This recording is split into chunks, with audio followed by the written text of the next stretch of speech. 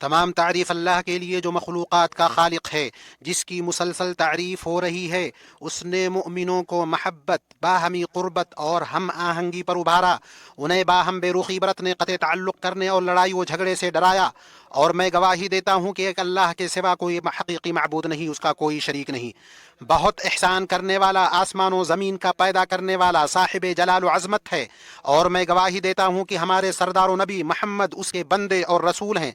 آپ نبی رحمت اور ہدایت و سلامتی کے رسول ہیں۔ اللہ آپ پر درود و سلام نازل فرمائے اور آپ کے معزز آل و اصحاب پر۔ اما بعد، اللہ کے بندو، رب العالمین کا تقوی اختیار کرو۔ اللہ کا تقوی اس کی طرف سے اولین و آخرین کے لیے وصیت ہے۔ اللہ نے فرمایا، اور واقعی ہم نے ان لوگوں کو جو تم سے پہلے کتاب دیے گئے تھے اور تم کو بھی یہی حکم کیا ہے کہ اللہ سے ڈرتے رہو۔ اے مسلمانوں، یہ معلوم ہے کہ ابتدائے آفرینش سے لوگ اپنی فطرتوں، خواہشات، میلانوں میں جدا ہیں۔ اسی طرح وہ اپنے اخلاق و عادات اور احوال میں یکساں نہیں ہیں۔ ان میں سے کچھ آسان، نرم، ملائم، مہربان ہوتے ہیں اور کچھ تند مزاج، سنگ دل، ناشائستہ اور سخت جان ہوتے ہیں، اور کچھ ان دونوں کے بیچ میں ہیں۔ ابو ہریرہ رضی اللہ عنہ سے روایت ہے کہ رسول اللہ صلی اللہ علیہ وسلم نے فرمایا، لوگ کان کی طرح ہیں، چاندی سونے کی کان کے مانند۔ جو لوگ دور جاہلیت میں بہتر تھے وہ زمانہ اسلام میں بھی اچھے ہوں گے، بشرطیے کہ علم دین حاصل کریں۔ ابو موسیٰ اشعری رضی اللہ عنہ نے بیان کیا کہ رسول اللہ صلی اللہ علیہ وسلم نے فرمایا، اللہ تعالیٰ نے ساری زمین کے ہر حصے سے ایک مٹھی مٹی لے کر آدم کو پیدا کیا، چنانچہ ان کی اولاد میں مٹی کی مناسبت سے ہر قسم کے لوگ پیدا ہوئے، کوئی لال، کوئی سفید، کالا، اور ان کے درمیان مختلف رنگوں کے، اور نرم مزاج، گرم مزاج، برے اور اچھے۔ اور جب کہ لوگوں سے گھلنے ملنے، ان سے ربط و ضبط کے بغیر آدمی کا گزارا نہیں ہو سکتا، تو حکمت اور سمجھداری یہ ہے کہ مسلمان کے اندر بصیرت ہو کہ وہ مختلف لوگوں کے ساتھ ان کے لائق اور حالت کے مناسب طرز عمل کیسے اپنائے۔ لوگوں کے ساتھ رہنے، ان سے گھلنے ملنے اور ان کے ساتھ معاملہ کرنے کے پائیدار قاعدے، رائج اصول اور نفع بخش تجربات ہیں، جن کا جاننا اور جن کی رعایت کرنا آدمی کے لیے ضروری ہے۔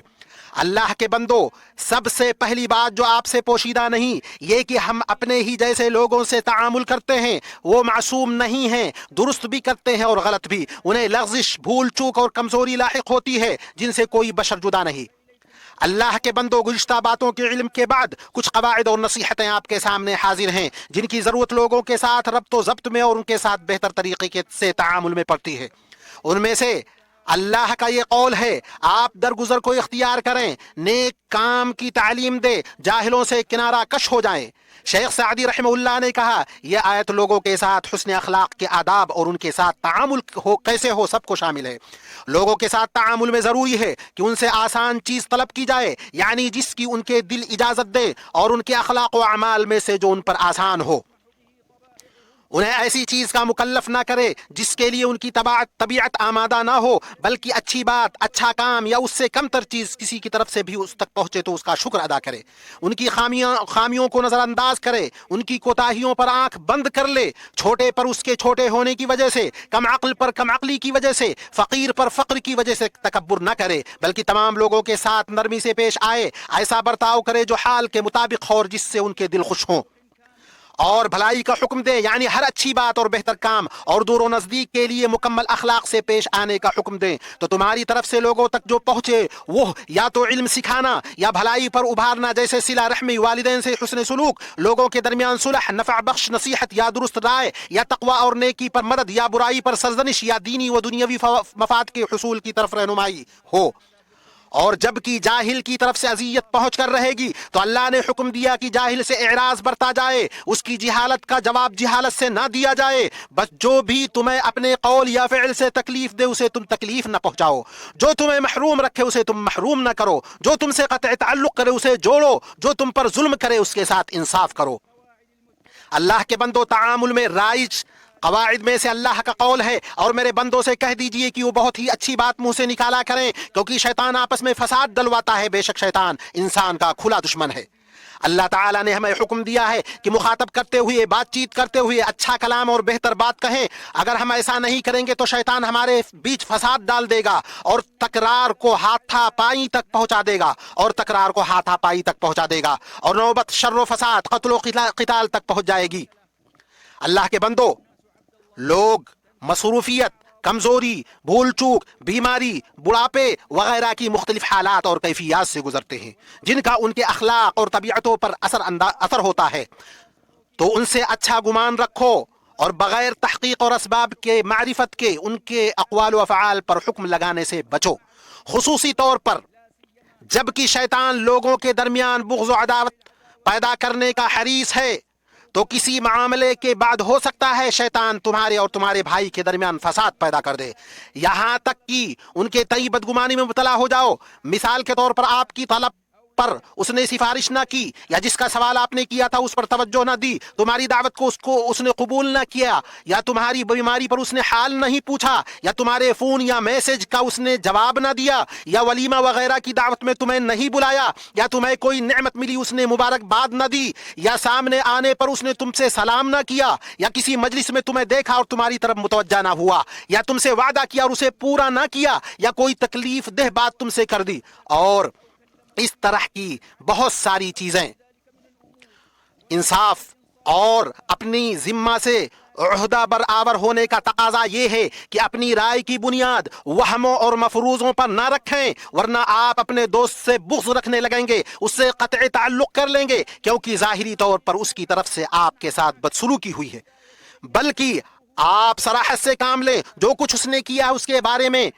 سبب دریافت کر لیں تاکہ اس کے عذر اور مقصد کا پتہ چل جائے اور آپ مطمئن ہو جائیں۔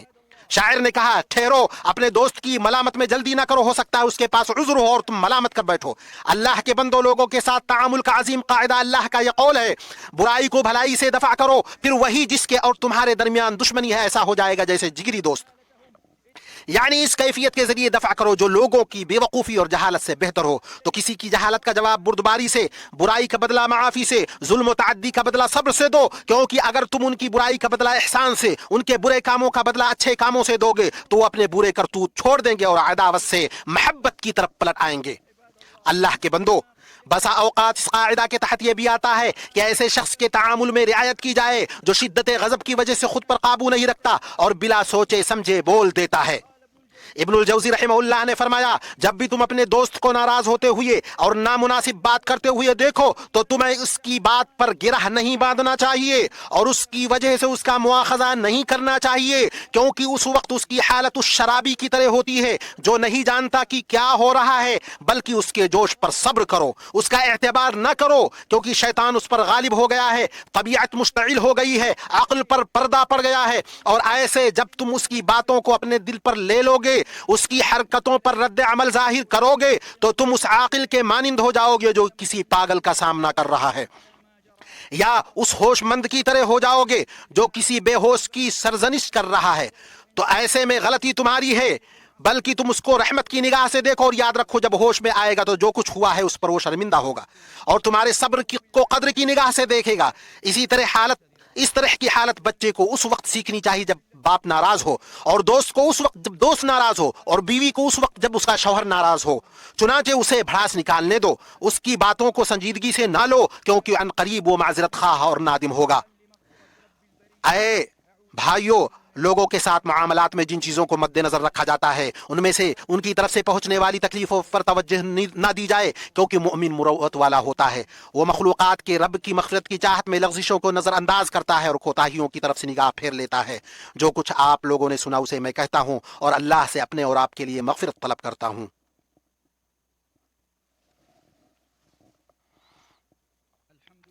تمام تعریف اللہ کے لیے جس نے پیدا کیا پھر درست کیا، ہر چیز کو اس کی شکل و صورت بخشی پھر راہ دکھائی، اور میں گواہی دیتا ہوں کہ ایک اللہ کے علاوہ کوئی حقیقی معبود نہیں، اس کا کوئی شریک نہیں، جو کچھ آسمانوں اور زمین میں اور جو کچھ ان دونوں کے بیچ میں ہے اور جو کچھ مٹی کے نیچے ہے سب اسی کا ہے، اور میں گواہی دیتا ہوں کہ ہمارے سردار اور نبی محمد اس کے بندے اور رسول ہیں۔ اللہ ان پر اور ان کے آل و اصحاب پر درود نازل کرے اور ان پر جنہوں نے ان کے راستے پر چل کر ان کی پیروی کی اور بہت زیادہ سلامتی بھیجی۔ اما بعد، اسلامی بھائیوں، لوگوں کے ساتھ تعامل کے قواعد میں سے اللہ تعالیٰ کا یہ قول بھی ہے کہ لوگوں سے اچھی بات کہو، یعنی لوگوں سے اچھی گفتگو کرو اور ان کے لیے نرم گوشہ رکھو۔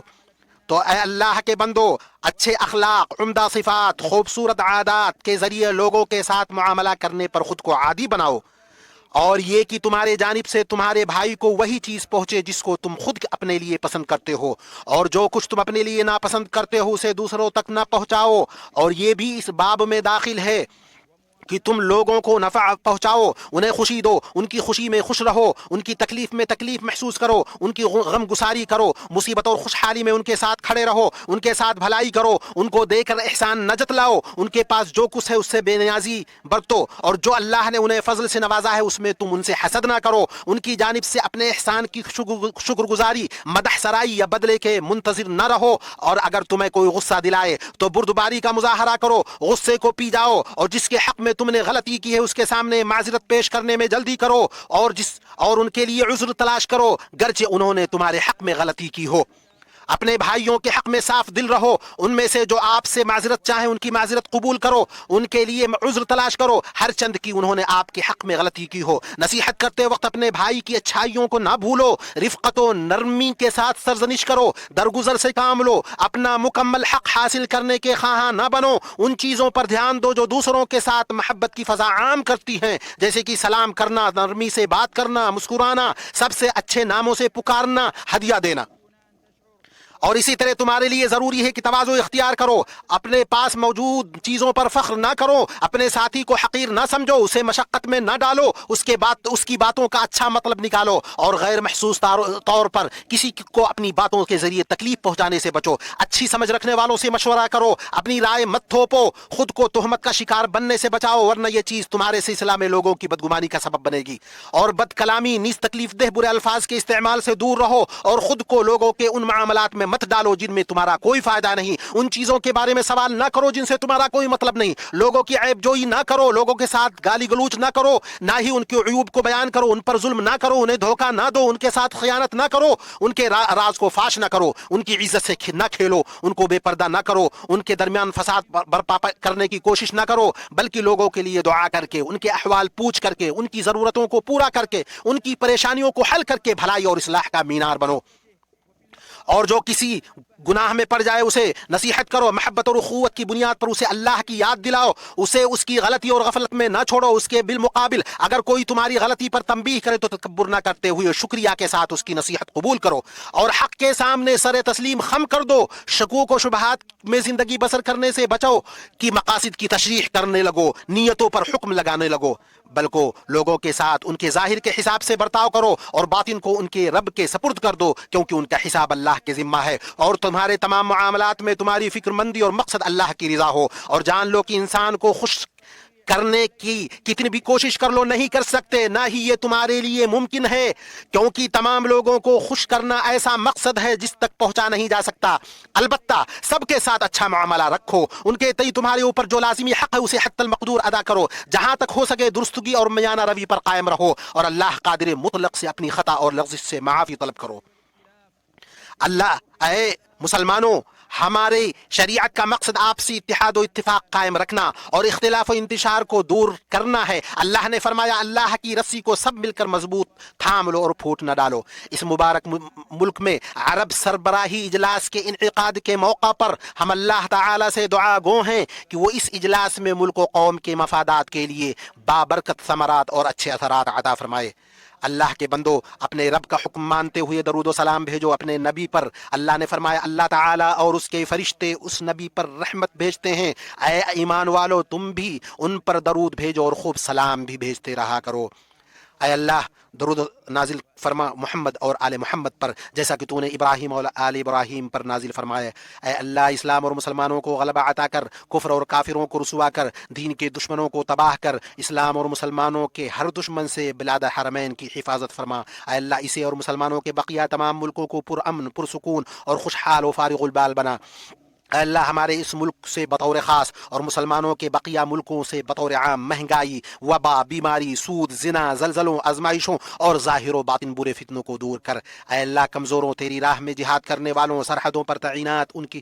حفاظت میں لگے ہوئے لوگوں کا تو محافظ ہو جا۔ اے اللہ تو ان کا معین و مددگار اور حامی و ناصر ہو جا۔ اے اللہ ہمیں اپنے وطنوں اور گھروں میں امن سے نواز۔ اے اللہ سربراہوں اور حکمرانوں کی اصلاح فرما اور ہماری سربراہی انہیں سونپ جو تجھ سے خوف کھائیں اور تیرا تقوی اختیار کریں اور تیری خوشنودی کی پیروی کریں اے رب العالمین۔ اے اللہ ہمارے دلوں کو جوڑ دے، ہمارے آپسی معاملات کی اصلاح فرما، ہمیں سلامتی کی راہ پر چلا، ہمیں تاریکیوں سے نکال کر نور کی طرف کر دے، ہمیں ظاہری و باطنی فحش کاموں سے بچا، ہمارے کانوں، آنکھوں، دلوں، بیویوں اور بچوں میں برکت عطا فرما، ہماری توبہ قبول فرما۔ تو توبہ قبول کرنے والا، رحم کرنے والا ہے، اپنی نعمتوں کا شکر ادا کرنے والا بنا، ہم ان پر تیری تعریف کریں، اسے قبول کریں اور انہیں ہمارے اوپر تمام کر۔ والحمد للہ رب العالمین، وصلاۃ وسلاما علی خاتم النبیین وآلہ وصحبہ اجمعین۔